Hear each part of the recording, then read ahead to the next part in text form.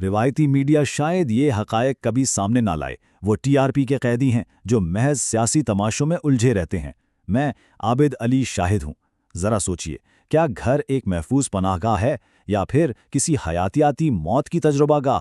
یہ ایک ایسا حملہ ہے جو اس وقت خاموشی سے گھریلو نلکوں کے پانی کے ذریعے پھیل رہا ہے، ایک ایسا مائکروسکوپک شکاری جسے روزمرہ کی خبروں یا سیاست سے کوئی دلچسپی نہیں۔ ستمبر 2025 کی ایک انتہائی خوفناک حقیقت سے اس تفصیلی جائزے کا آغاز کرتے ہیں۔ کراچی میں ایک 29 سالہ نوجوان کی موت واقع ہوئی، اور سب سے لرزہ خیز بات، اس کا کسی جھیل یا سوئمنگ پول سے کوئی واسطہ نہیں تھا۔ موت کی وجہ؟ وہ عام نل کا پانی تھا جو گھر میں پینے اور نہانے کے لیے استعمال ہوتا تھا۔ یہ نظر نہ آنے والا قاتل اب گھروں کے اندر تک پہنچ چکا ہے۔ اگر پرائمری ایمیبک میننگوانسفلائٹس یعنی PAM کی شرح اموات کو دیکھا جائے تو یہ اعداد و شمار سچ میں دل دلا دینے والے ہیں۔ 97 سے 100%، جی ہاں 97 سے 100%۔ ایک بار یہ انفیکشن شروع ہو جائے تو واپسی کا راستہ تقریباً بند ہو جاتا ہے۔ اس سنگین طبی حقیقت کو ہضم کرنا بہت ضروری ہے۔ تو آئیے اس نظر نہ آنے والے آبی قاتل اور PAM کے اس بدلتے ہوئے نمونے پر گہری نظر ڈالتے ہیں۔ اور یہ کوئی اکلوتا واقعہ نہیں ہے۔ سال 2019 تک پاکستان میں 146 کیسز تو پہلے ہی رپورٹ ہو چکے تھے۔ یہ تعداد اس بات کی گواہی ہے کہ گھر اب محفوظ نہیں رہے، بلکہ یہ ایک بایولوجیکل ایگزیکیوشن گراؤنڈ بن چکے ہیں۔ پچھلی ایک دہائی میں صرف کراچی کے اندر 100 سے زیادہ زندگیاں اسی خاموش قاتل کی بھینٹ چڑھ چکی ہیں۔ اب ذرا اس حیاتیاتی پیتھوجن کی ساخت اور اس تبدیل شدہ نمکیات برداشت کرنے والے خطرے کو تکنیکی سطح پر سمجھتے ہیں۔ ملیے نیگلیریا فاؤلری سے۔ یہ کوئی عام وائرس یا بیکٹیریا نہیں ہے، یہ ایک تھرموفلک یعنی گرمی پسند، آزادانہ رہنے والا امیبا ہے۔ یہ 46 ڈگری سینٹی گریڈ تک کے درجہ حرارت میں تیزی سے پھلتا پھولتا ہے، اور ظاہر ہے سندھ اور پنجاب کے موجودہ موسمی حالات بالکل یہی درجہ حرارت فراہم کر رہے ہیں۔ اس کے لیے تو یہ ایک بہترین ماحول ہے۔ اگر مغربی ممالک کی ریسرچ دیکھیں تو وہاں اسے گرمیوں میں میٹھے پانی کی جھیلوں میں بچوں کے تیرنے سے جڑا خطرہ سمجھا جاتا ہے، لیکن پاکستان میں زمینی حقائق بالکل بدل چکے ہیں۔ یہاں بالغ افراد اپنے روزمرہ کے گھریلو استعمال اور وضو کے دوران محض عام نل کے پانی سے اس کا نشانہ بن رہے ہیں۔ یہاں جو میوٹیشن یا ارتقائی تبدیلی ہوئی ہے نا، وہ سب سے زیادہ پریشان کن ہے۔ دنیا بھر میں موجود عام امیبا نمکین پانی میں زندہ نہیں بچتا، لیکن کراچی کا یہ ٹائپ 2 جینوٹائپ، اس نے نمکیات کو برداشت کرنے کی ایک خطرناک صلاحیت پیدا کر لی ہے۔ اس کی وجہ سے یہ ساحلی علاقوں کے کھارے پانی کے پائپوں میں بھی مزے سے زندہ رہتا ہے، جہاں باقی جراثیم دم توڑ دیتے ہیں۔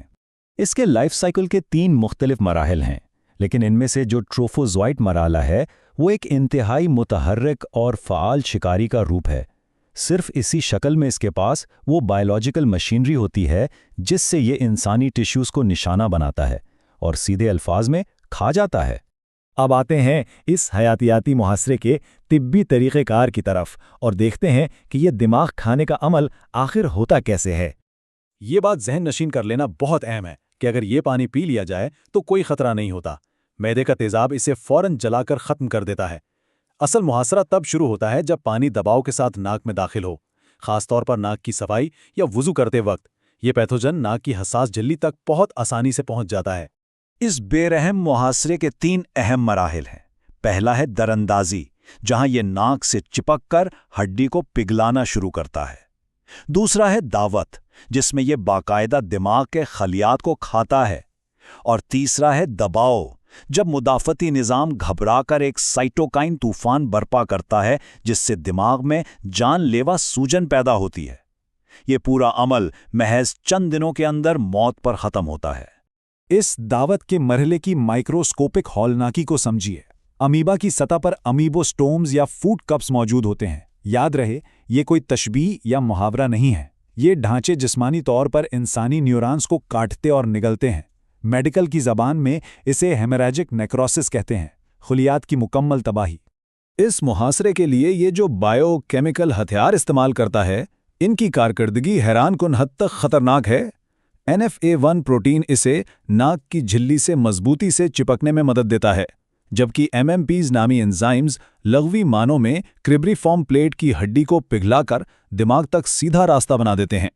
مائکروسکوپک دنیا سے باہر نکل کر اب بڑے کینوس پر پاکستان کے بنیادی ڈھانچے کی ناکامی اور اس ساختی تباہی کو دیکھتے ہیں جو اس حملے کی اصل وجہ ہے۔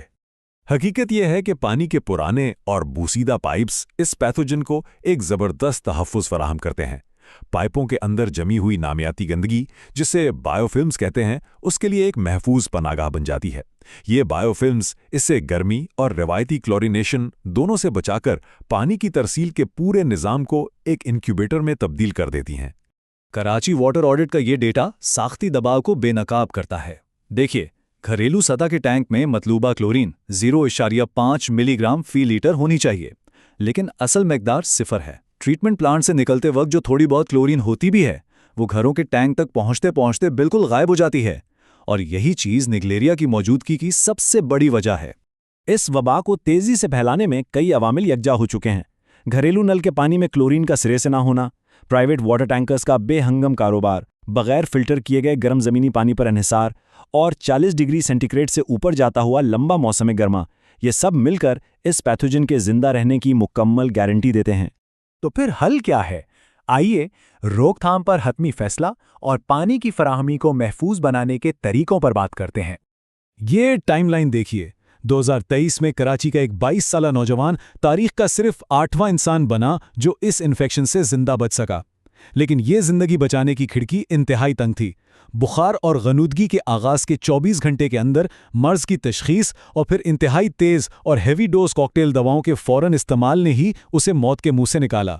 लेकिन याद रखिए, तिब्बी इलाज पर इन्हिसार करना एक इंतहाई खतरनाक जुआ है।